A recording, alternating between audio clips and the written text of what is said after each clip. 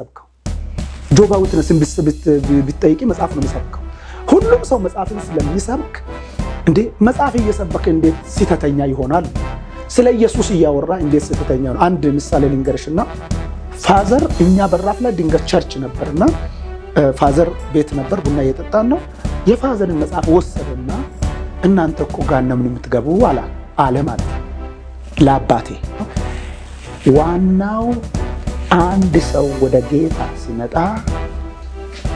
ከበሽታ ሊፈወስ ወይም ደግሞ ከሆነ ተአምራትን ለማግኘት አይደለም እግዚአብሔር የፈውስ ማዕከል ሆስፒታል አልከፈተም ክርስቲያን በእግዚአብሔር ቃል ሊወጡ ብለናል የእግዚአብሔርን ቃል የናቀ የእግዚአብሔርን ቃል ተራ ያደረገ የእግዚአብሔርን ቃል አስቀምጦ በአንድ ነብይ በአንድ በሚሰማባቸው በቴክኖሎጂ በተለያዩ ነገሮች ላይ ልቡ በጣም የሚጓጓ ምናፍቅ ሰውዬ እሱ በእግዚአብሔር ሊያድግ አይችልም እየቀጨጨ ነው የሚሄደው ረገመ መመረቅ መሸከም የክርስቲያን ባህሪ ነው ይሄንን አሁን አውጥቶታል ይሄ ሲምፉል ኔቸር ስጋው ባህሪ ይሄ ክብር የሚል ከኔ ጋር የሚወጡ አንዳንድ ሰዎችን ስልጠና ሰጥቼ ነው ይዤ የምመጣውና እንደዛ ሲል አይ በዚህ አካባቢ ወንጌል መመስከር አይቻልም ማለት ደሞ ተጨንቀው እንዴት ይወጣል ነው ከዛ መውጣት ቆፈልግ ነበር ምን እንዲያዘኝ አላቀም ለተቀመጡ ሰዎች ወጣችኋል ለምን ብትሉ አንድ ሰው ሻወር ቤት የሚገባው ሊታጠብ እንጂ ታጥቦ አይደለም ፍቅር ኢየሱስ ክርስቶስን የግላችሁ ጌታ አዳኛችሁ አድርጋችሁ በልባችሁ አንግሱ እንደውም ቀኑን ስታስተምሩለ በቃል ስትናገራቸው በትንቢት ስትናገራቸው ብለ ሞታ ላይ ምናልባት አንድ ሰው መጥቶ እባክህ ጸልይ ሊል ይችላል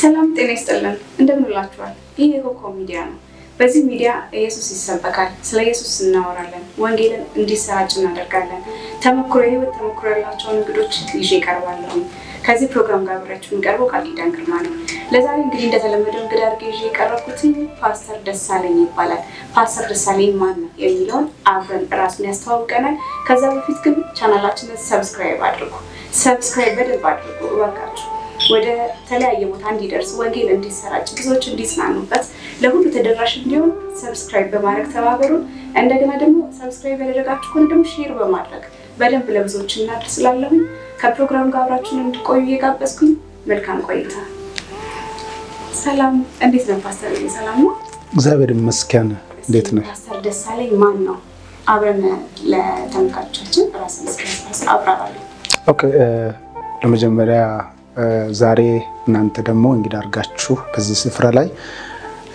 የእግዚአብሔርን ሐሳብ ያለውን ነገር በእናንተ ፊት ማቅረብ እንድችል እድል ስለሰጣችሁኝ የመጀመሪያ እግዚአብሔር ይባርካችሁ አመሰግናለሁ ስሜ የመጋቢ ደሳለኝ ላምብሮ ባላለው በእውነት ወንጌላዊት ቤተክርስቲያን በዋና መጋቢነት አገለግላለሁ ይህ እውነት ወንጌላዊት ቤተክርስቲያን ወይም ትሩዝ ኢቫንጀሊካል ቸርች ከተመሰረተችበት almost 5 አመታትን አልፏል በዚህ ጊዜ ውስጥ ያው አገልግሎት ላይ የቆየሁት ረጅም ጊዜ ነው ወደ 25 አመታትን አስቆጥሬያለሁ ማለት በቃልዮት ቤተክርስቲያንም ሲያገለግል በወንጌል ስራዎች ላይ ሚሽን አገልግሎት ላይ ስለነበርኩ ማለት ነው ኦኬ እሺ ወንጌልን ከመስራት አንፃር ወይም ደግሞ ከጸጋ አንፃር አሁን ያለበት ቸርች ያለበት ቤተክርስቲያን በምንድን ነው ጸጋ ከተገለጠው በምንድን ነው ኦኬ ይሄኛው በጣም ብዙዎች ከመጠየቁት ጥያቄዎችም አንዱ ነውና በጣም ጥሩ ሐሳብ ነው ያነሳሽው ነገር የኔ አገልግሎቴ መጋቢነት ነው በጣም ደግሞ ልቤ ሁሉ ጊዜ ዋጋ ሰጥቼ የሚሰራው አገልግሎት የሚሽነሪነት ወይም ደግሞ በወንጌል ስራ ላይ የሚሰራው አገልግሎት ነው ምክንያቱም በዚህ ስራዎችም ላይ በጣም ሰፊ በኢትዮጵያ ቤተክርስቲያን ውስጥ በተለያዩ ስፍራዎች ላይ almost ብዙ ቸርቾችን ተከያለሁ በቃልዮት ቤተክርስቲያን በቆየውበት ጊዜ ማለት ነው ከዚህ የተነሳ ልቤም ያለው ሞር ሚሽን አገልግሎት ላይ ነው ማለት ነው። ግን ጸጋው ላይ ስትመጪ ብዙ አይነት አገልግሎቶች ይገለጣሉ። በነቢያት አገልግሎትም አገለግላለሁ። ፕሮፌቲካሊ ብዙ እግዚአብሔር የተናገራቸውን ነገሮች በትውልድ መካከል ብዙ ስራዎችን ሰርቶ ያውቃል። ከዚህም አልፎ ይሄን ብቻ ሳይሆን ብዙ ሰዎች የመካን የነበሩ ወልደዋል። እንደገና የሞቱ ሰዎች ተነስተዋል። በጣም ብዙ የታመሙ ሰዎች ከተለያዩ ከበሽታ ከነበሩበት እስራት ነፃ ወጥተዋል። እግዚአብሔር በተለያዩ ጊዜ በተለያዩ ቦታዎች ላይ እግዚአብሔር የራሱን በወደደበት መንገድ ነው ጸጋውን የሚገልጠው እና መጋቢነትም ሪል ጸጋ ነው እኔ የማውቀው። ምክንያቱም እረኝነት አገልግሎት ስለሆነ በትውልድ መካከል ሰዎች ውስጥ ያለውን ጸጋን ለይቶ እግዚአብሔር ትውልድን ወዴት ማሰማራት እንዳለበት እያንዳንዱን በጸጋቸውና በአገልግሎታቸው መለየት ማወቅ እንደገና ደግሞ ማስታጠቅ ማስተማር ወዴት መሄድ እንዳለበት ምኑን በምን አገልግሎት ላይ ራሱን መግለጥ እንዳለበት ያንንም ጉዳዮች ስራ የቆየሁበት ነው እና የሰዎች ህይወት ከምንም በላይ የሰዎች ህይወት ላይ ትኩረት አደርጋለሁ። ሰዎች ወደ ጌታ መምጣት ብቻ ሳይሆን እንዴት ነው ከክርስቶስ ጋር ሆነው ተጣምረው ተተክለው ህይወታቸውን ገንብተው ክርስቶስን የሚመስለውን ህይወት መኖር የሚችሉበት የሚለውን ነገር ከሰዎች ህይወት ጋር አብሬ አጠገብ ላይ መስራትንም ይሄ ኦሬዲ የቆየሁበት ሲሰራም የነበርኩበት ህይወት ነው። ስለዚህ አሁን እኔ ራሴ አሁን የትኛው አገልግሎት ነው ብለሽ ስለጠየቅሽኝ ነው የሚገለጥ ጸጋዎች ይገለጣሉ። ግን መጋቢነት አገልግሎት ግን ሪል ትክክለኛ መሆኔን ደግሞ በደንብ አረጋግጬ ያውቀዋለሁ ማለት ነው። ጥሩ ያው ብዙ ጊዜ ድርብ ጸጋዎች ይኖራሉ። የማስተማር ጸጋ፣ የመምከር ጸጋ፣ ያለው የትንቢት የነቢይነት ጸጋ በርግጥ እግዚአብሔር ያው ሲሰጥ ሰስቶ አይደለም የሚሰጠው። እንደኛ ደግሞ መጠንከር እንደኛ ደግሞ ማደግ ነገሮች የተገለጡ ይሄዳሉ። አሁን ላይ ግን በነቢይነት ጸጋ የሚያገለግሉ ብዙ የተነሱ እግዚአብሔር ያስነሳቸው ነቢያቶች አሉ። በርግጥ ምን ያልተቀባ ነቢይ ያለ ብዬ የማላምን ሰው ነኝ። እግዚአብሔር ያላስነሳው ነቢይ የለም። ግን ደግሞ ብዙ ሰዎች ከሰማክ ጤነኛ ቸርች ሂዱ ይባላል። በእኛ በክርስትና ተለምዷል። እንትና ጤናማ ቸርች ነው አስተምሮቱ እንዴት ነው እና ምንድነው ምን ለማለት ነው? ጤናኛ ያልሆነ ቸርች የሚባሉስ ምን አይነት ቸርች ነው? ምን አይነት ትምህርት ቢሰጥ ነው? አሁን ብዙ ሰዎች አይምሯቸው ውስጥ እንደዚህ ልክ ነብይ ሲባል የሚመጣው ከጤነኝነቱ በቀደመ ጤነኛ አይደለም ብሎ የማሰብ ነገር አለና ከእግዚአብሔር የተቀባ ሰው ከሆነ ያን ቸርች እንዴት ነው እንደዚህ አይነት አገላለጽ ልንገልጽ ይቻላል? እስኪ በዚህ ላይ ለህዝቡ ተስተላልፉ። በጣም የሚገርም ነው። አሁን ያነሳሽበት ሐሳብ በብዙዎች ዘንድ ትልቅ ጥያቄ የፈጠረና ሁሉም ሰው መልስን ማግኘት የተቸገረበት ጉዳይ ነው። ቤተክርስቲያን ስንል ምንድነው የሚለው አሁን ይሄንን ቤተክርስቲያን የሚለውን ትርጉም ስንፈልግና አሁን ያለችው ደግሞ በመድሪቱ ላይ እየተገለጠ ያለው ብዙዎች እንደ ቤተክርስቲያን ተተክላ ወይም ደግሞ ተከፍቶና ተተክሎ በሚል በሁለቱ ውዝግብ ውስጥ ያለው ሐሳብ ሁሉ የሚይዝ ጉዳይ ነው እየጠየቅሽኛል። ምክንያቱም ቤተክርስቲያን በባህሪው ትተከላለች አትከፈትም። መተከል ማለት ሰዎች ህይወት ላይ ነው። ስለዚህ ቤተክርስቲያን ስንል ህንጻውን አይደለም። ቤተክርስቲያን ስንል ሰው ነው። ሰው ማለት ደግሞ ክርስቶስ ኢየሱስን ተቀብሎ በማመን የዳነ ለአንድ ዓላማ የተሰበሰበ በክርስቶስ ደም የተዋጀ ለእግዚአብሔር መንግስት የታጨ ማህበረሰብ ነው ቤተክርስቲያን እያለን ያለ ነው። ስለዚህ ይሄንን ቤተክርስቲያን የሚለውን ነገር ደግሞ አሁን በዚህ ጊዜ ያለችውን ሰዎች ጤናማ ቤተክርስቲያን የቱ ነው ለማለት የተቸገሩበት ምን አለ መሰለሽ ሁለት ጉዳይ ስላለ ነው። ቤተክርስቲያን በትክክል የተጀመረ የተተከሉ ቤተክርስቲያናት አሉ። የተጀመሩ በእግዚአብሔር ሐሳብ በእግዚአብሔር ፈቃድ በትክክል ሰምተው የጀመሩ ሰዎች አሉ። ቤተክርስቲያንንም ደግሞ ይገነባሉ። ቤተክርስቲያንን ይሰራሉ። ሌላ ደግሞ ፕሮግራም የተጀመረው አለ። ስለዚህ ፕሮግራመሮች አሉ፣ ቤተክርስቲያን ተካዮች አሉ። እቺ እችን ላይ ይችላል አሳይ ፕሮግራመር ማለት ምን ማለት ነው አሁን አንድ ፊልም ቤት ብትጂ አንድ ፊልም አክተሮች አሉ ፊልም ያዘጋጃሉ ለዚህ ጉዳይ ማስታወቂያ ይሰራሉ ለዛ ቀን ሰዎችን በተለያየ መንገድ ሰዎች እንዲመጡ ይደረጋል ስለዚህ ሰዎቹ ይመጡና የሚዘጋጀው ፕሮግራም ነው እንጂ እዛ ቦታ ላይ ሰዎች ትኩረት ያደረገ ስራ አይሰራም ስለዚህ እዛ ጋር መቆየት አይፈል ሰዎች አይተው ታዝናንተው ደስተኛ ሆነው ስለ ጉዳዩ ሰምተው ይሄዳሉ ስለዚህ እሱ ፕሮግራም እዚህ ጋር ስትመጪ ልክ እንደዚሁ ፕሮግራም ከሆነ ፕሮግራምን የሚያካሄዱ ሰዎች አሉ ማለት ነው ፕሮግራም ላይ ትኩረት ያደረጉ ሰዎች አሉ ማለት ነው ያ ማለት የራሳቸውን ክስና የራሳቸውን ፍላጎት ልክ በቢዝነስ መልክ የተዘጋጀ አይነት ማለት ነው እንደዚህ ምልሽ ስለዚህ ይሄንን ነገር ሳውራ እያዘንኩ ነው ማለት ስለዚህ የእግዚአብሔር ቤት የእግዚአብሔር መንግስት ሲሰራ በፕሮግራም መልክ መሰራት አለበት ብያለሁ ፕሮግራም አይደለም ቸርች ነው ክርስቶስን የሚመስል ለጴጥሮስ የተናገረው ቃል አለ በዚች አለት ቤተክርስቲያንን ይሰራለው ያለው በዚች አለት ቤተክርስቲያንን ይሰራለው ማለት ምን ማለት ነው አለት የሆነው ጴጥሮስ አይደለም ጴጥሮስ ላይ የተገለጠ አንድ ቃል ነበር ምን ማለት ነው እሱ ጴጥሮስ በዛን ሰዓት በዛች በአንድ ምዕራፍ ውስጥ ሁለት ጉዳዮች ተከስቷል የመጀመሪያው ስለኔ ማን ትሉኛል ምን ይሉኝ ምንድነው የሚሉ ስለኔ እኔን ማን ትሉኛላችሁ ስል አሁን ሁሉም ሊያወራ የጠበቀው ነገር አለ ኤልያስ ኤርሚያስ ብለው ብዙ ነገር ከጠቀሱ በኋላ ጴጥሮስ ግን ፈጠነና እንደዚህ ያለ አንተ የሕያው የእግዚአብሔር ልጅ ነህ ያለው ልክ እችን ቃል ሲናገር አሁን ምንድነው ስጋና ደም ይሄንን አልገለጠም ማለት ማን ነው የገለጠው አብ ስለዚህ ይሄ መገለጥ ነው የተገለጠ መገለጥ ነው በዚህ አለት ላይ በዚህ በተገለጠው መገለጥ ላይ ነው ቤተክርስቲያን ይሰራለው ያለው ለምን ታዲያ ጴጥሮስ አይደለም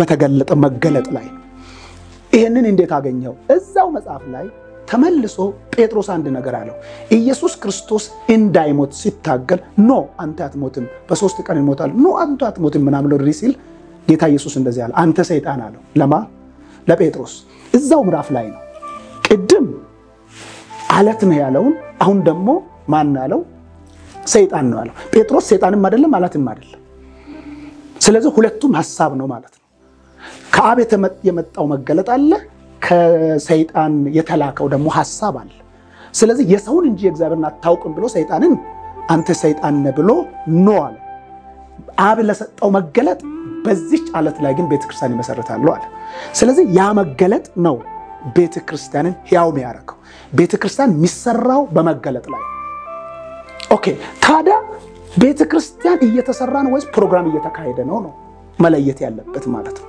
ፕሮግራም የሚካሄድ ከሆነ ሰዎች ወይ ተፈውሰው የሆነ ጉዳይ አግኝተው ስለ ትንቢት ሰምተው ምናምን ሊሄዱ ይችላሉ ቤተክርስቲያን ትንቢት ሰምተው ወይም ደግሞ ተፈውሰው ሆስፒታል ሆኖ የሚሄዱበት አይደለም ቤተክርስቲያን ወደ ክርስቶስ ሙላት የሚናድግበት ህይወት የሚገለጥበት ቤት ነው ቤተክርስቲያን ስለዚህ ቤተክርስቲያንን አንድ ሰው ፕላንት ያደርግ ወይም ደግሞ ሲተክል ሰው ተኮር ማድረግ ያስፈልጋል ማለት ነው ሰው ተኮር ማለት ምን ማለት ነው ዓለም ላይ በኃጢያት በተለያየው ይሄ አዳማዊ ባህሪ በተለያየ ጉዳይ የታሰረውን ሰው ከዓለም ወደ እግዚአብሔር መንግስት ከጨለማ ወደ ብርሃን የተጠራውን ህዝብ ለእግዚአብሔር መንግስትና ለዘላለም ህይወት ክርስቶስን የሚመስል የክርስቶስን ማህበረሰብ መፍጠር ነው ያለብን ማለት ነው ስለዚህ ይሄንን ማይወክል ይሄንን ማይመስል ከሆነ ፕሮግራም ላይ ትኩረት ካደረገ ሰው ላይ ትኩረት ካላደረገ ቤተክርስቲያን አይደለችም ማለት ነው ስለዚህ ቤተክርስቲያን ክርስቶስን የሚመስል ወደ ክርስቶስ የሚታድግ ለክርስቶስ የታጨች ዳግም ሲመጣ ሙሽሪት ሆና በንጽህት ሆና የምትጠብቅ የክርስቶስ አካል የሆነችውን ቤት ነው መገንባት ያለብን ማለት ነው ከዚህ የተነሳ ጤናማ ያልሆነ ሰው እንዴት ይቸገራል ለምንድን ነው የሚቸገረው አንድ ከባባድ ነገሮች አሉ የሚቸገርበት ሁሉም የሚሰብከው መጽሐፍ ቅዱስን ነው አሁን በስተት ውስጥ ያለውም ለምሳሌ አሁን ኦንሊ ጂሰስ መጥተሽ ብትጠይቂ እሱ መጽሐፍ ነው የሚሰብከው ጆቫ ዊትነስን ብትጠይቂ መጽሐፍ ነው የሚሰብከው ሁሉም ሰው መጽሐፍን ስለሚሰብክ እንዴ መጽሐፍ እየሰበከ እንዴት ሲተተኛ ይሆናል? ስለ ኢየሱስ እያወራ እንዴት ሲተተኛ ነው? አንድ ምሳሌ ልንገርሽና እኔ ልጅ ሆኜ እያለሁ የኔ አጎቴ ነበር። ይህ አጎቴ ማለት የእናቴ ወንድም ነው። ልክ በጣም እንወደዋለን። ልጅ ሆኖ እኛ ጋር ይመጣል። ሎተሪ ይሰራ ስለነበር አንዳንድ ነገሮችን ይሰጣልና ደስ ብሎን እሱ ሲመጣ በቃ ቤቱ ራሱ በቃ ቅውጥ ነው የምናደርገው። መጣና ቡና እየጠጣ ፋዘር እኛ በራፍ ላይ ድንገት ቸርች ነበርና ፋዘር ቤት ነበር። ቡና እየጠጣን ነው። የፋዘርን መጽሐፍ ወሰደና እናንተ እኮ ገሃነም ነው የምትገቡ አለ ማለት ነው ለአባቴ። አባቴ በአንዴ ከዋለ 0 ዲግሪ ገባ። አዘነ፣ ፊቱ ጠቆረ፣ ተናደደ። እኔ ያየሁት ነው ፋዘርን። ልክ አየና እንደዚህ አለ፣ እኔ ኢየሱስን አምኜ ነው ገሃነም የሚገባው አለ ፋዘር ማለት ነው። አሁን ከዚህ ቤት ትወጣለህ አትወጣም አለው። ስለው አይደለም እንደሱ እኮ አይደለም፣ ስለዚህ ኢየሱስን አላመንክ በኢየሱስ ስም አልተጠመቅክም ምናምን ብሎ በጣም ብዙ ነገር ሊያወራስ ሊሰማ አልፈልግም ውጣልኝ አለ። እኔ ውስጥ ከባድ ጥያቄ ተፈጠረ። ምን የሚል የያዘው አጎቴ የያዘው የፋዘርን መጽሐፍ ቅዱስ ነው። የጠየቀው እንደዚህ ነው ያለው፣ ኢየሱስ ክርስቶስን እናንተ አላመናችሁ ገሃነም ትገባላችሁ ነው ያለው። ስለዚህ ያጎቴ ኢየሱስና የፋዘር ኢየሱስ ሁለት ሆነብኝ ማለት ነው። ስለዚህ እሱም ኢየሱስ ነው የሚለው አጎቴም አባቴም ኢየሱስ ነው የሚለው። ታዲያ ሁለት ኢየሱስ ነው ወይ ያለው ነው? አንድ ሁለት ፋዘር የራሱን መጽሐፍ አጎቴ እያነበበ እንዴት ለአጎቴ ማስረዳት አቃተው? መጽሐፍ ቅዱስ ራሱ እየኖረ እየሰማ እያነበበ እየሰበከ እንዴት አላወቀ? ስለዚህ ይሄንን ለኔ ማን ይንገረኝ? በጣም ትልቅ ጥያቄ ሆነብኝ ማለት ነው። ልጅ ነበርኩ። ይሄንን ብዙ ቦታ ሄድኩ፣ ልጠይቅ ሞከርኩ፣ ምናምን ማንም ሊመልስ አልቻለም። ከዛ በኋላ እያደኩ መጽሐፉን ደጋግሜ እያነበብኩ አንድ ወንድም እንደውም አባቱ ቄስ ነው እኛ ቤት ይመጣ ነበርና እባክህ መጽሐፍ ቅዱስን አሳይ አልኩት። እሱ በጌታ ነበር። ስለው አይ አንተ ትምህርትን ተማር እንጂ ይሄ ነገር ላንተ አይጠቅምም አለኝ። እኔ በቃ የትም ቦታ መጽሐፍን ካላነበብኩ ረፍት አጣሁ ማለት ነው። እያነበብኩ የሆነ ሰዓት ላይ በራልኝ። አስተማሪው አስተማሪዎችም ማስተማር ጥያቄዎችን ሲጠይቅ እየተናደዱ ቢሆን መልስ እየሰጡ በራልኝ። ቀጥታ አጎቴ ቤት ሄድኩ። ይሄን መገለጥ አለበት ብዬ ሙሉ ማታ አደርን ከሱ ጋር። ለአጎቴ ኦንሊ ጂሰስ ወይም ደግሞ ሐዋርያት ነን የሚሉ ሐዋርያት ቤተክርስቲያን ነው የሚከተለው መሪ ስለነበረ እዛን ሰዓት ምን ጠጥተህ መጣ አለኝ። ይሄን ብቻ አልነበረም። እናት አያት የእናቴ እናት በአጋንንት ታስራ ነበር እና እሱ መጥቶ ጸለይኩ ብሎ ወደ ራሱ ቀይሮ ነበር። እኔ መጥቶ ደግሞ አጋንንትን አስወጣሁና እናቴን ወደ አያቴን ወደ ቸርች መለስኩ ማለት ነው። ከዛ እስከ መጨረሻ እየመረቀሽ ነው የጨረሰችው። ምን ልፈልግ መሰለሽ? መጽሐፍ ቅዱስ ሰዎች የተቸገሩበት ሁሉ መጽሐፍ ቅዱስ ስለሚያወራ የሚሰበከው መጽሐፍ ስለሚባል መጽሐፉ ምን እንደሚለው ግን የመጽሐፉ እውነት ግን አናውቀው። እሱ ብቻ የማይመስለኝም አንዱ ነው እየነገርኩሽ ያለው። አንዳንዴ ሰዎች ራሱ ማለት ነው ምን እንደሚከተሉ አላወቁት። ያ ነገር ምን እንደሆነ አልገባም። ኤግዛክትሊ ገብቷል አይደል? አሁን ሁሉም ነገር ወደ ምድር ማድረግ አውርደናል። እኛ ከፍ ብለናል አይደል? እኛ እዚህ ጋር ሆነን ግን ሰማይ እንደሚኖር የዘላለም ሕይወት እንዳለው አይደል እየኖርን ነው። ብንሞትም የማይቆጨን እንደገና ደግሞ እስካለንም ድረስ ደግሞ ወይም ኢየሱስ እስከሚመጣ ድረስ በጣም በተሻለ የምንኖር የከበደን እኛ ያ የከበደውን ነገር በጣም በትንንሽዬ ነገሮች ምናልባት ጤና ሊሆን ይችላል። ሰው ሲታመም አይ ነው እኔ በመገረፍ ቁስል ተፈውሻለሁ ብሎ ለጠላት ከመንገር ይልቅ የቸርች ሄድ ገብቷል አይደል? ፈውስ የልጆች እንጀራ ነው ተብሎ ተጽፏል። ስለዚህ የተጻፈው ለኛ ነው፣ ለዳንን ሰዎች ነው። በቃ እኛ ልጅ እስከሆንን ድረስ ያ ፈውስ ለኛ ያስፈልገናል። አይመጣም አይደለም፣ ሊመጣ ይችላል። ፈተና አለባችሁ ተብለናል። ግን ደግሞ የተሸነፈ መሆኑን እያወቀ ሰው ከአንደኛው ቤተክርስቲያን አንደኛው ቤተክርስቲያን ሄደ። ዛሬ እዚህ ጋር ሞቅ ያለ ነገር ሲገኝ ወደዚህ መምጣት። ብዙ አገልጋዮች ደግሞ ምድርን ማሳየት ታገኛለህ፣ ይሆንልሃል፣ ላይሆንልኝ አይችልም። ኢየሱስን ተከትዬ ላፍር አልችልም።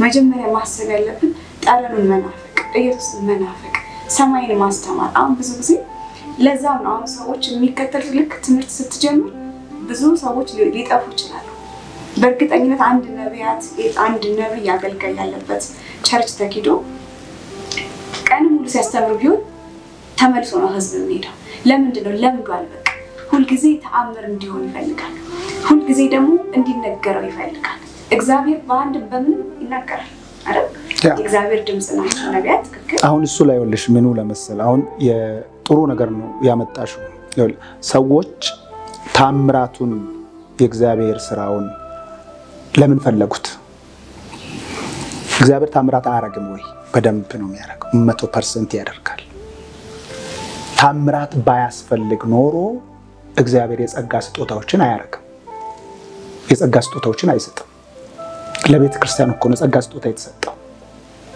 ስለዚህ ቤተ ክርስቲያን ውስጥ እነዚህ ጸጋ ስጦታዎች እኮ ፈንክሽናል ያደርጋል ይገለጣል ይያለን ነው ሰው ለምንድነው ከእግዚአብሔር ቃል ይልቅ ጸጋ ላይ ፎከስ ያደረገው ትኩረት ያደረገው ብለሽ ሲታጠኝ ቅድም ያልኩሽ ነው ሁለቱም ጋር እየተቸገረን ያለ ነው ዋናው አንድ ሰው ወደ ጌታ ሲመጣ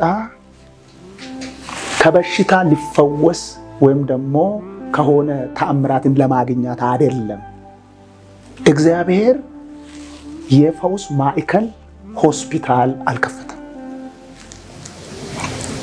ወይም ደግሞ እግዚአብሔር በተአምራት ሰዎችን ያስደነቀ የራሱ ልጆች አያረግም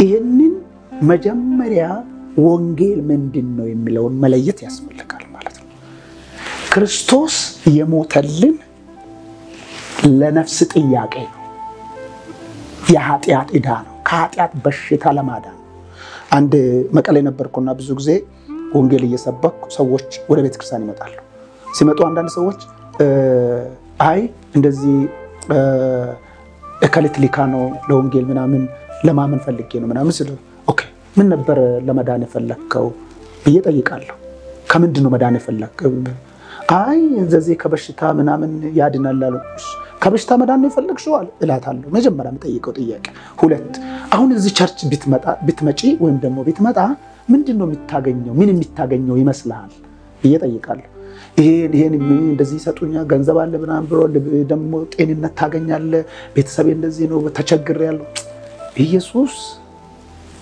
ጋር መምጣት ከነዚህ ለማዳን አይደለም የመጀመሪያው እኛ ጋር ያለው ወንጌል ከእግዚአብሔር ጋር የሚያስታርቅ ሰውና እግዚአብሔር የተጣላበት የኃጢአት ዕዳ አለ ያ ተከፍሎ ትልቅ የምስራች የተለየ ህይወት አለ ስለዚህ ከክርስቶስ የሚታገኘው በገንዘብ የማታገኘው አሁን የጠየቅሽው ነገር ሁሉ ቢኖር ማታገኘውን ህይወት ነው የምታገኘው ህይወትን ገንዘብ ያለው በዓለም ላይ ሀብታም የሆነ ሰው በጣም ትልቅ ስፍራ ላይ ያለው ሰው ዕውቀት ያለው ሰው አይሰጥም አሁን በገንዘብም በዕውቀትም የማታገኘውን ህይወት ነው በክርስቶስ የምታገኘው አንድ ሁለት የእግዚአብሔር ልጅ ነው የምትሆኝ ሃይማኖት አይደለም የምታገኘው ሃይማኖት አይደለም የምትቀይረው ስለዚህ ክርስቶስ ነው ብሎ በኢየሱስ የሚያምን ከእግዚአብሔር ተወልዷል የሚለው አንደኛ ዮሐንስ ምዕራፍ 5 ቁጥር 1 ላይ የሚናገረው ክርስቶስ ነው ብሎ በኢየሱስ የሚያምን ከእግዚአብሔር ተወልዷል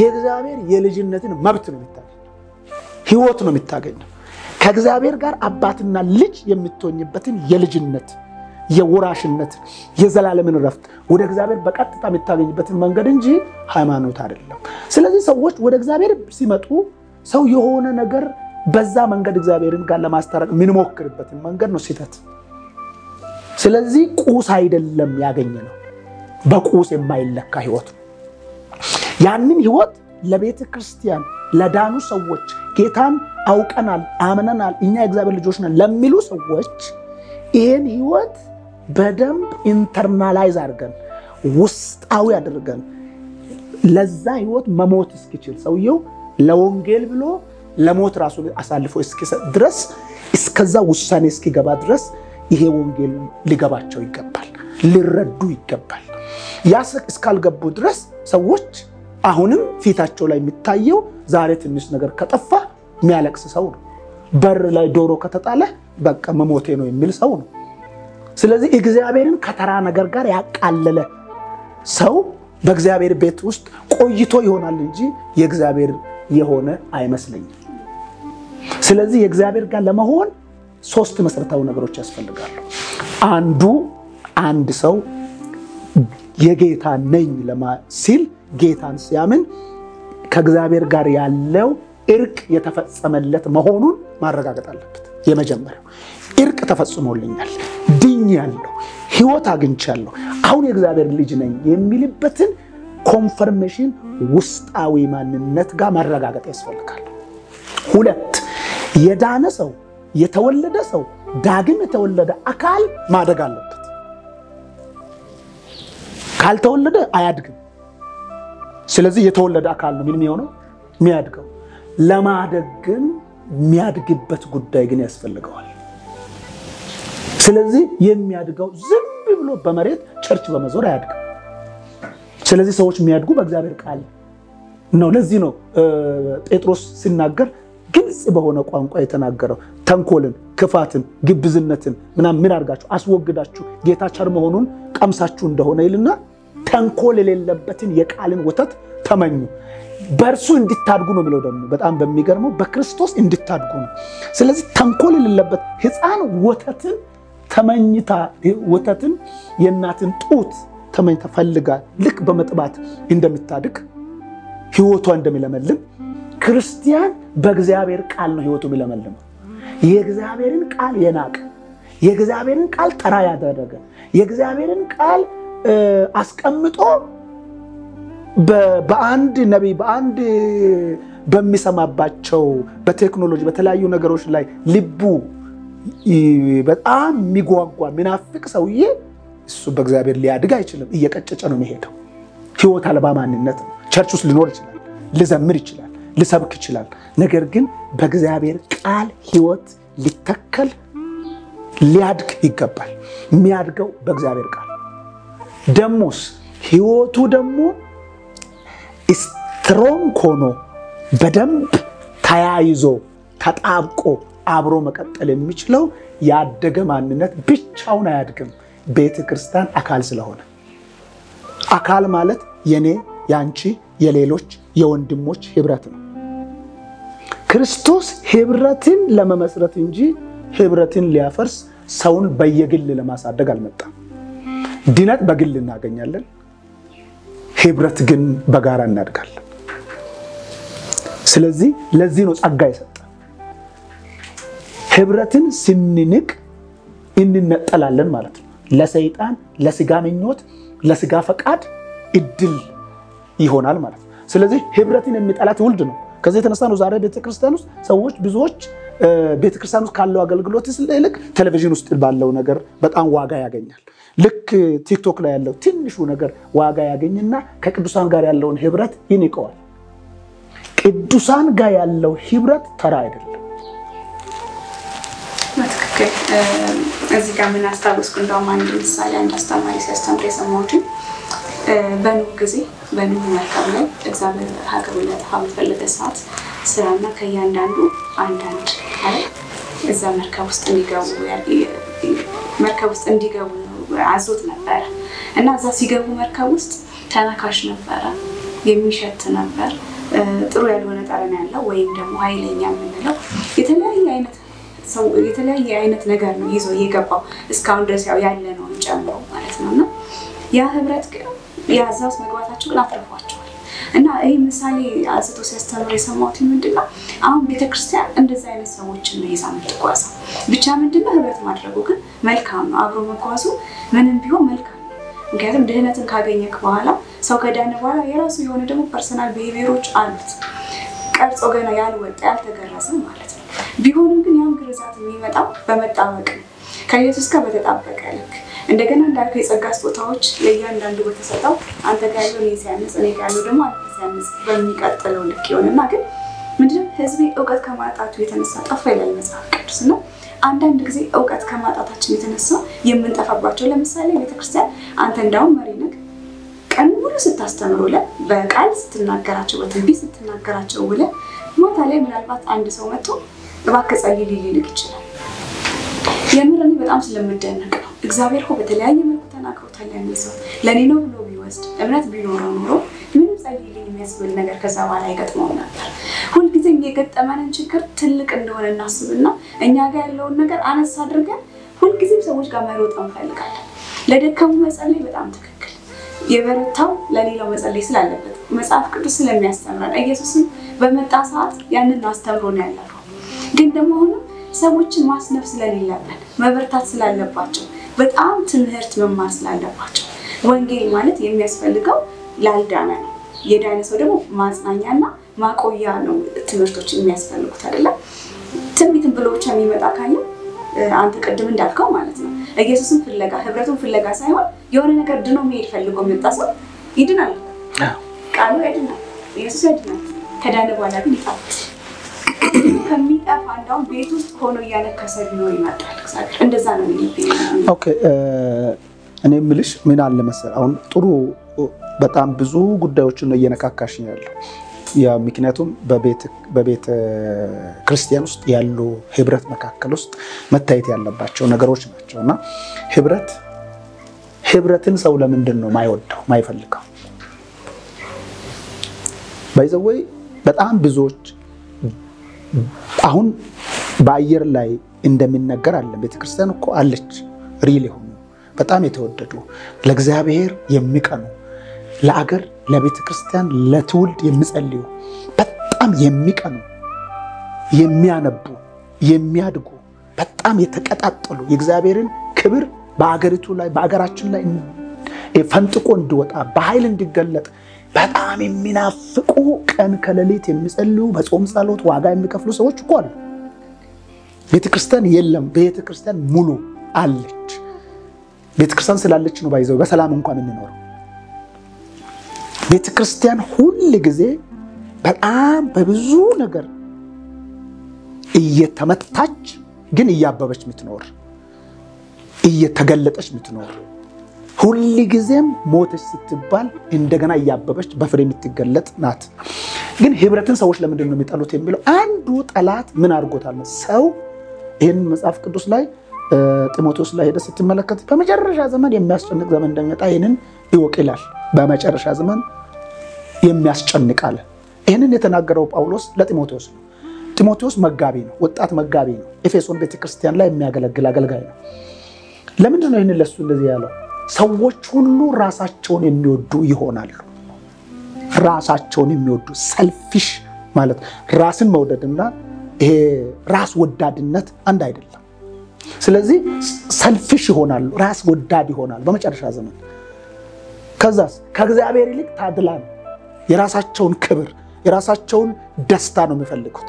ከዚህ የተነሳ ሰዎች ላጠገብ ላይ ቤተክርስቲያን ላይ በሚትሆኝበት ሰዓት ቤተክርስቲያን ላይ ስትገቢ ህብረት ውስጥ ስትገቢ ከህብረት ጋር አብረሽ ስታሳልፊ ስትጸልይ ወንጌል ስትሰሪ ስታገለጊ ምን ትሆኛለሽ? ከሌላ አካል ጋር ነው የምትገናኙ።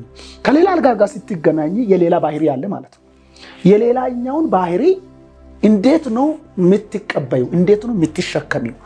እንዴት ነው እሱን ያንን ህይወት እግዚአብሔር ወደሚከብረው ህይወት እንዲቀጥል ያንቺ አስተዋጽኦ ምንድነው? የኛስ ኢሚዲየትሊ መነካት አልፈልግም። ስለዚህ ራሴን እለየዋል። የሱ ባህሪ አስቸጋሪ፣ የሱ ባህሪ ክፉ ነው፣ የሱ መልካም። ስለዚህ ወደ መልካም እንጠጋ፣ ወደ ክፉ ደግሞ ከክፉ ምንርቅ።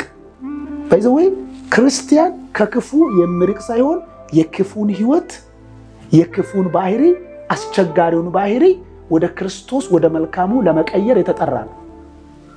እንደዚህ ሆኖማ ኢየሱስ ክርስቶስ የሚጠሏችሁን ብትወዱ ምን ዋጋ አላችሁ አይልም። የሚጠሏችሁን አሳዳችሁ ግደሉኝ ነበር ማለት። ስለዚህ የሚጠሉን የሚወድ በዓለም ታሪክ ውደዱ የተባለው ለክርስቲያን ብቻ ነው። እየጠላ መውደድ፣ እያሳደደ መመረቅ፣ እየረገመ መመረቅ መሸከም የክርስቲያን ባህሪ ነው። ይሄንንስ አሁን አውጥቶታል። ይሄ ሲምፉል ኔቸር ስጋው ባህሪ ይሄ ክብር የምንለው ምናምን አብሮን ይዞታል። ከዚህ የተነሳ ትንሽ የኔን ሐሳብ የማይቀበል ሰው ከሆነ እኔ ቀድሜ መምታት አለብኝ ነው። ሌላኛውን መምታት አደገኛ የሆነ ክፉ የብዙዎችን አቲቲዩድ አበላሽቷል።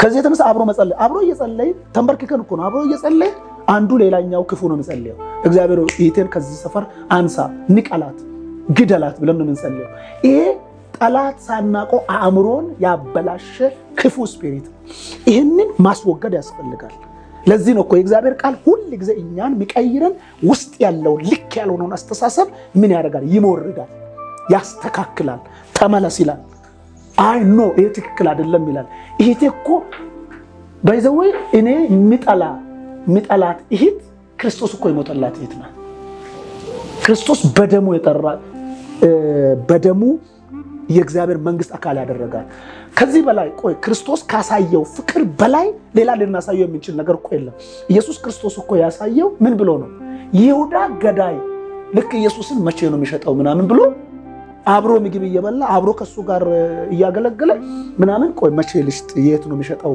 ምናምን ብሎ ገበያ ይፈልጋል በጣም የሚገርም እኮ ነው ግን ኢየሱስ ያውቀዋል እያወቀ ግን እግር ያጥባል እያወቀ ግን ያጎርሳል እያወቀ ግን ገንዘብ ያዥ አድርጎ አስቀምጦታል ከዚህ በላይ እኮ ጠላትን ሰዎችን እየተከታተልክ አጥፊ ግደል የሚል ትምህርት የለም ስለዚህ ህብረትን መቀበል ማለት ምን ማለት ነው ህብረትን መቀበል ማለት ወንድሜ ያለው እህቴ ውስጥ ያለውን ድካም እኔ እንዴት አድርጌ ልሸፍን እንዴት አድርጌ የሷን ውበት የሷን መልካም ነገር እያጎላው ላውጣ እንዴት እሷ አጠገብ ላይ ሊሆን እንዴት ወዳጅ ሊሆን የሚል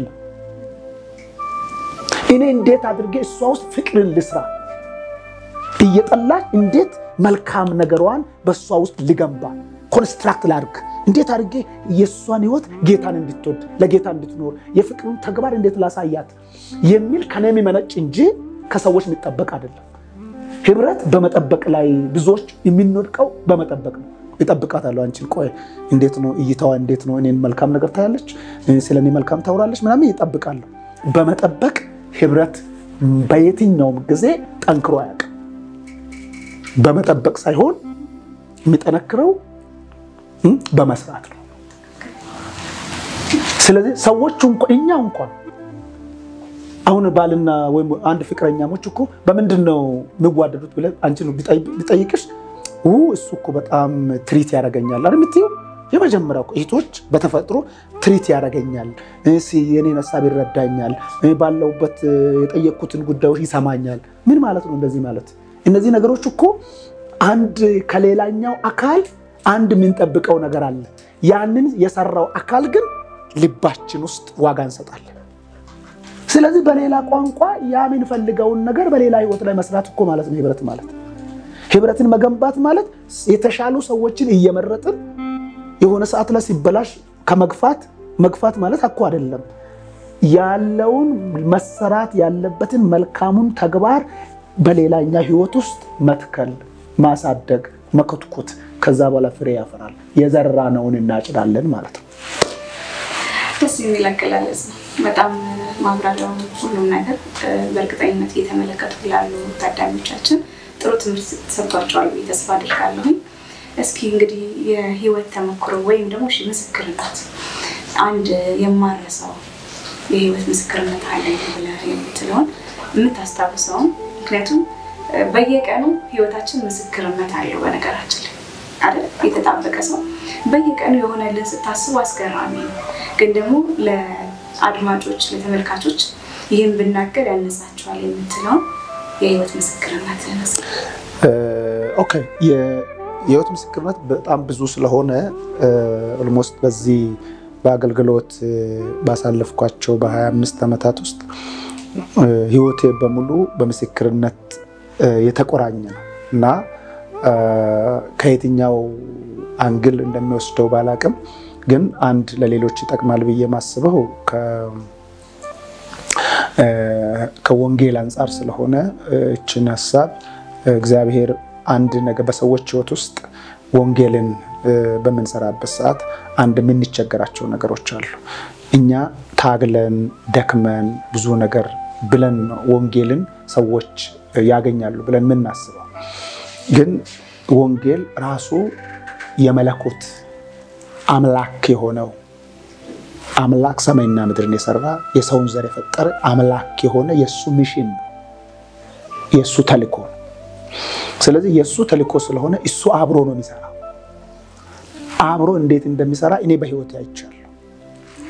እና አንድ ጊዜ ያው ሕክምና ሲማር ስለነበር በሕክምና ሲማር የመጨረሻው 3ኛ ዓመት ላይ መጨረሻ ዓመት ላይ ወደ ትግራይ ሄጄ ነበርና በዛ ሰዓት በጣም ወጣትም ነኝ። ትግራይ አካባቢ ወንጌል አለመድረሱን ሲሰማ ልቤ በጣም አዘነ።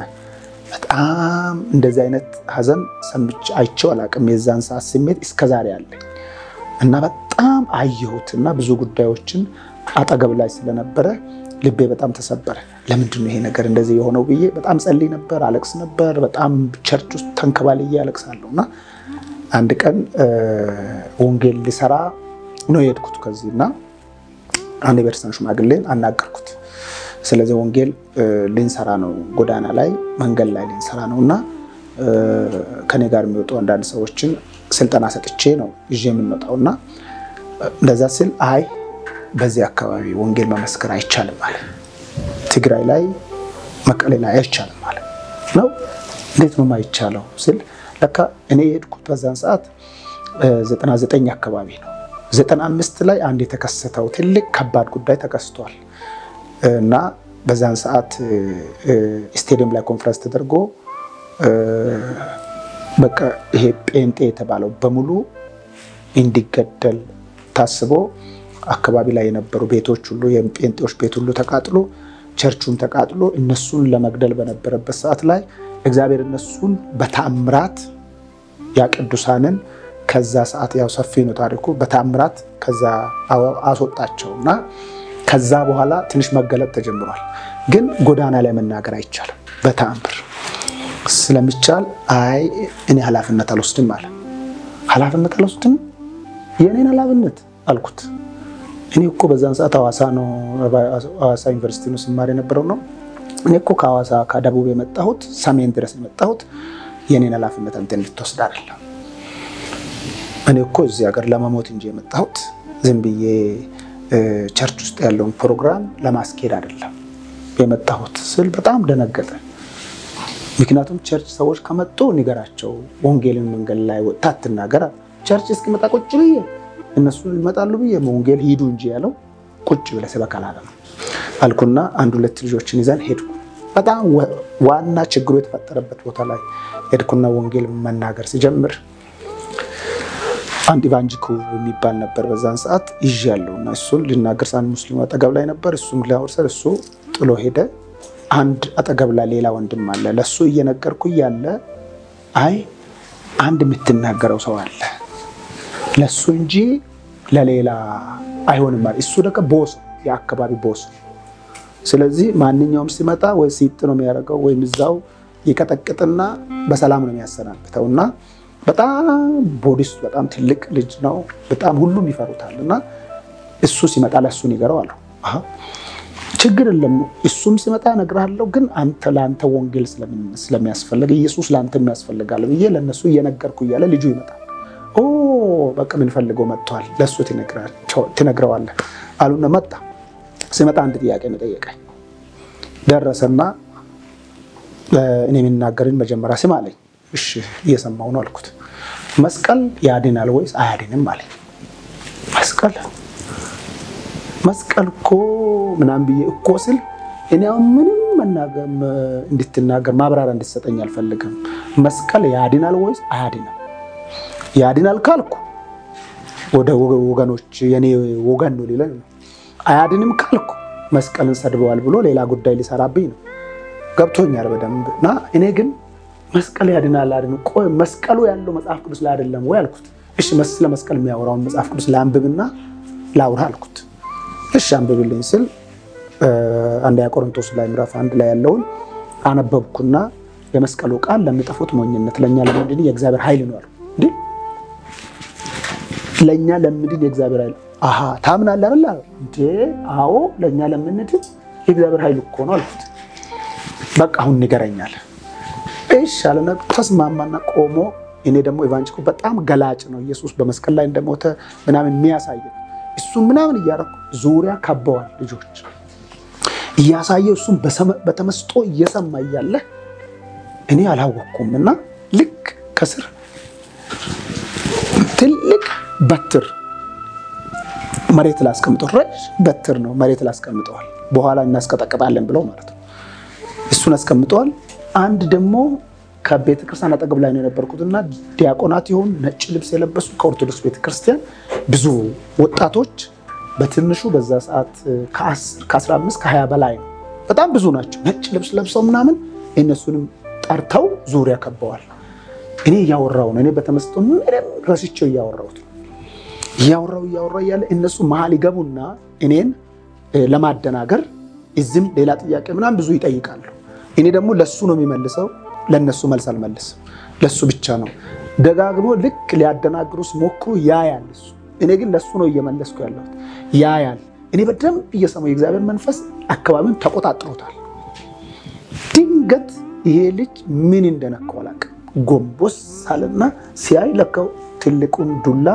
አጠገብ ላይ አስቀምጦታል ልክ እሱን ያዘና እነዚህ 20 የሚሆኑ ዲያቆናት ከቤተ መቅደስ ከኦርቶዶክስ ቤተክርስቲያን የመጡት እሱም ኦርቶዶክስ ነው እነሱን እየቀጠቀጠ ወደ ቤተክርስቲያን አስገባቸው እስከዛሬ ድረስ ያደናገራችሁ እናንተ አሁንም እኛ እንዳንሰማ ያደናገራችሁ ያላችሁ እናንተ ነው ብሎ እየቀጠቀጠ አወሰደና እዛ ያሉት ወጣቶች በሙሉ እኔን ይደበድባል ብሎ የጠበቁት እሱ አሁን ከዚህ በኋላ እዚህ አካባቢ ያለ ሁሉ ያለ ፍርሃት መስበክ ትችላለህ እኔም ያንተ ኢየሱስ እውነት እንደሆነ ገብቶኛል ምናም ብሎ እሱ አሁን ተናገረኝ እሰማለሁ የምትለውን ይቀበላለሁ አለ ማለት ነው የእግዚአብሔር ኃይል ምን ኃይል የሰዎችን ልብ ሰው የማይጠብቀውን የማይቻለውን ልብ በጣም ቦስኖ አካባቢ ላይ ስንት ሰዎችን የጨፈጨፈ የነበረው ይፈራ የነበረው ሰው እግዚአብሔር አሳልፎ ሰጠ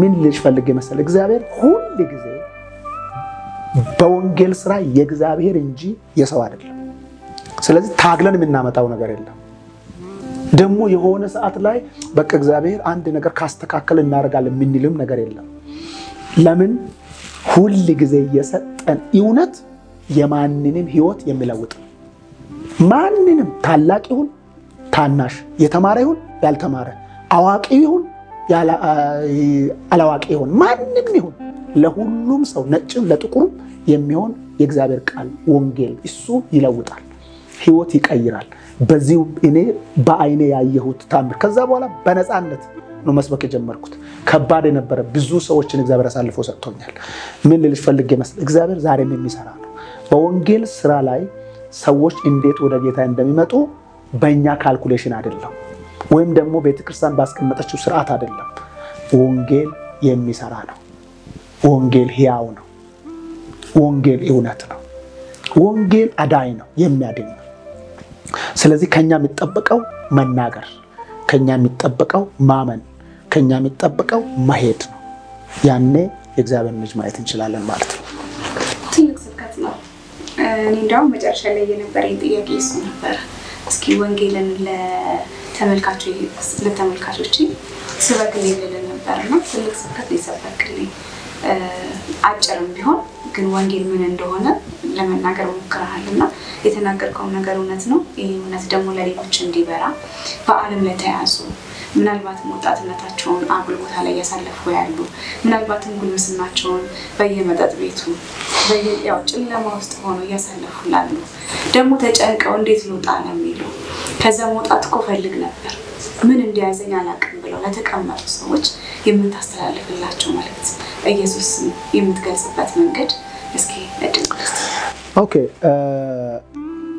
በተለይም አሁን በዚህ ሚዲያ ላይ ይሄንን የምትሰሙ በተለያዩ ስፍራ ላይ ያላችሁ በአለም ዙሪያ ላይ ያላችሁ ድንገትም ይሁን በተለያየ መንገድ ይሄንን ድምጽ እየሰማችሁ ያላችሁ እኔ ማውራት የምፈልገው በዚህ ጉዳይ ላይ ወሳኝ የሆኑ ነገሮችን ነው ማነሳው አንዱ ወንጌል ስለ ሰው አይደለም ወንጌል ስለ ኢየሱስ ነው ምን ማለት ነው በጣም የሚገርመኝ ኢየሱስ ሰውን ጠብቆ መልካሙን ነገር ሲታደርጉ ኑና አድናችኋለሁ ብሎ በስልጣን በመለኮቱ ቁጭ ብሎ እኮ ኑና መልካም ስራ ሰርታችሁ ነው ማድናችሁ ብሎ እኮ መጠበቅ ይችላል።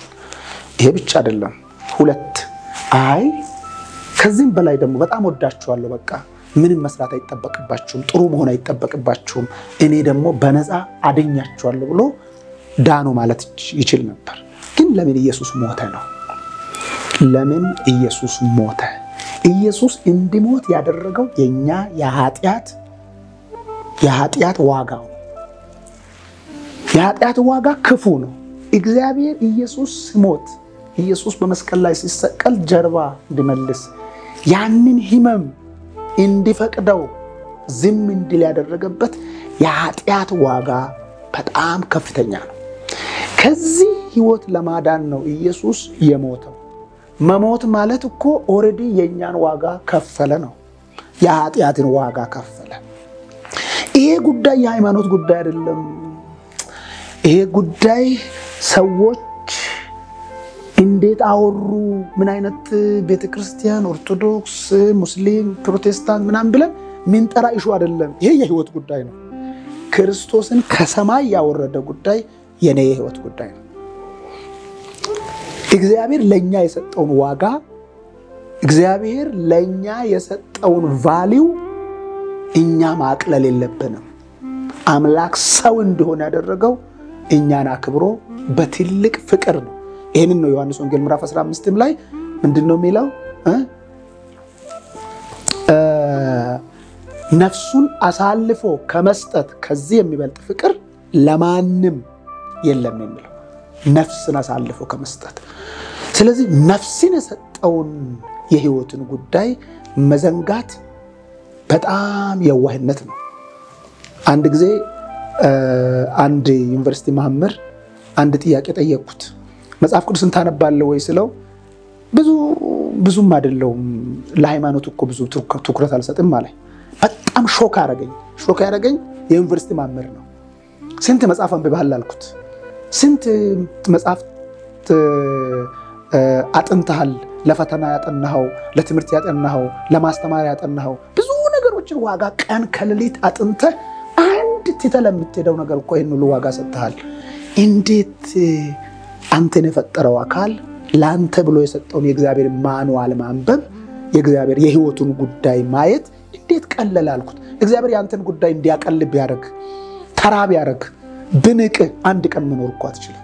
አንድ ቀን ሰው መኖር አይችልም። እና ማናችሁም በህይወታችሁ ላይ ዛሬ ልባችሁን መልሳችሁ ፈቃድ ሰጥታችሁ እግዚአብሔር ለምንድን ነው ይሄን የፈለገው ብላችሁ ወደ እግዚአብሔር እንድትመለሱ፣ ክርስቶስን እንድታውቁ፣ ህይወት እንዲሆንላችሁ፣ ይሄን ኢየሱስ ክርስቶስን አምናችሁ የዘላለም ህይወት እንድታገኙ ይሄ ትልቅ ናፍቆቴ ነው። ክርስቶስም ለዚህ ነው የሞተው። ሰው መሆን አልፎ ሞቷል። ሞትን አልፎ ሞትን ድል አድርጎ ተነስቶ ዳግም ሊመለስ በአብ ቀኝ ያለው ዳግም ሊመለስ ሙሽራ ሆኖ ሙሽሪትን ቤተክርስቲያን ለመውሰድ አሁንም ይመጣል። ስለዚህ በክብር ይመጣል።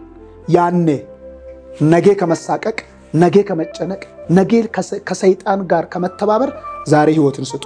ዛሬ ፈቃዳችሁን ስጡ። ዛሬ የጌታ እንድትሆኑ፣ ይህን ድል እንድታገኙ በጌታ ፍቅር ጠይቃችኋለሁ። ከዚህም አልፎ አሁን አጠገብ ላይ ያለው ሃይማኖት የመቀየር ጉዳይን እርሱት። የሃይማኖት አይደለም። በዚህ ውስጥ ያለው የወንጌል ስራ ከእግዚአብሔር ጋር መታረቅና የእግዚአብሔር ልጅ መሆን ነው።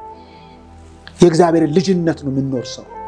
ያ ልጅነት ለእናንተም፣ ለህይወታችሁ፣ ለዘመናችሁ፣ ለምትፈልጉት ሁሉ ብቃታችሁ ነው።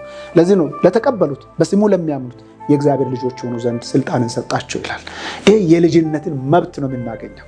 ለምን አባባት ብለን የልጁን አባባት ብለን የምንጮህበትን የልጅነትን መንፈስ ነው የምንቀበለው። ከዛ በኋላ መንፈስ ቅዱስ ይመራናል። ከዛ በኋላ ህይወታችን ብሩህ ይሆናል። ከዛ በኋላ በምድር እየኖርን የሰማዩን መንግስት እንወርሳለን ማለት ነው። የዘላለምን ህይወት እናገኛለን። እና ወንድሞችና እህቶቼ በተለያዩ ሱስ ላይ ታሰራችሁ፣ አቅም ያጣችሁ፣ እንዴት አድርጌ ከዚህ ነገር ልውጣ ያላችሁ፣ ቴክኖሎጂ ሱስ የሆነባችሁ፣ ወይም ደግሞ የምትቅሙት ሲጋራ፣ ጥቃቅን ነገሮች ወይም ሐሺሽ በጣም ከዚህ ማን ያወጣናል የምትሉ አሁን ካላችሁበት ወጣችሁ አይደለም ለጌታ ልብ ሲሰጡ ራሱ ከዛ ህይወት ያወጣችኋል። ለምን ብትሉ አንድ ሰው ሻወር ቤት የሚገባው ሊታጠብ እንጂ ታጥቦ አይደለም። ወደ ክርስቶስ የምትመጡት ተለውጣችሁ አይደለም፣ ወደሚለውጠው ኢየሱስ ነው የምትመጡ። ራሱ ጌታን ስታምኑ ይለውጣችኋል። ከየትኛውም ከደከማችሁበት ነገር ነፃ ያወጣችኋል። ለምን ብትሉ ወደ ጌታ ስትመጡ በኃጢአት ላይ ኃይል ነው የምታገኙት። ኃጢአት ተራ ይሆናል። ኃጢአት በእናንተ ፊት አቅም ያጣል ማለት ነው። ካልሆነ ግን የኃጢአት ባሪያ ሆናችሁ ነው የምትኖሩት። ስለዚህ ለጌታ ፍቀዱ። ኢየሱስ ክርስቶስን የግላችሁ ጌታ አዳኛችሁ አድርጋችሁ በልባችሁ አንግሱት። ያኔ ኃጢአት የእናንተ ባሪያ ይሆናል። ስለዚህ የጌታ ሆናችሁ በዚህ ምድር ላይ ነግሳችሁ የእግዚአብሔርን መንግስት ወራሾች ትሆናላችሁ። ሰዎች አያታልላችሁ፣ ስርዓት አያታልላችሁ። ማንም ሰው በስርዓት የሚድን የለም። ለዚህ ቃል ቀለል ያለ ኢየሱስ የተናገረ አንድ ቃል አለ። ምንድነው እሱ? ከ10 ትእዛዛት 9ን እንኳን አድርጎ አንዱ ብሳሳት በሁሉም በደለኛ ነው ይላል። ስለዚህ ብዙውን አድርጌ ያለው አንዱን ይምራል የሚል በእግዚአብሔር ዘንድ የለም። እግዚአብሔር ትንሹን አድርጌ ያለው በቃ እነዚህን እንደምንም አይቶ እሱ የቀበሌ ሊቀመንበር አይደለም፣ እግዚአብሔር ነው። ስለዚህ ነፍሱን ሰጥቷል። ነፍስ ነው የሰጠው። ስለዚህ ነፍስ የሰጠውን ጌታ በማመን ብቻ የእግዚአብሔር ልጅ ሆነ። በመታገል ጊዜውን አትጨርስ። በመታገል ሃይማኖት ውስጥ ተደብቀ ህይወትን አታጥፋ። ጌታ ይወድሃል፣ ጌታ ይወድሻል። ስለዚህ ወደ ጌታ ስትመጡ የእግዚአብሔር ልጅ ሆናችሁ አብረን የእግዚአብሔር መንግስት እንወርሳለን። ጌታ ይወዳችኋል። አመሰግናለሁ። እንዴት ድንቅ ነበር!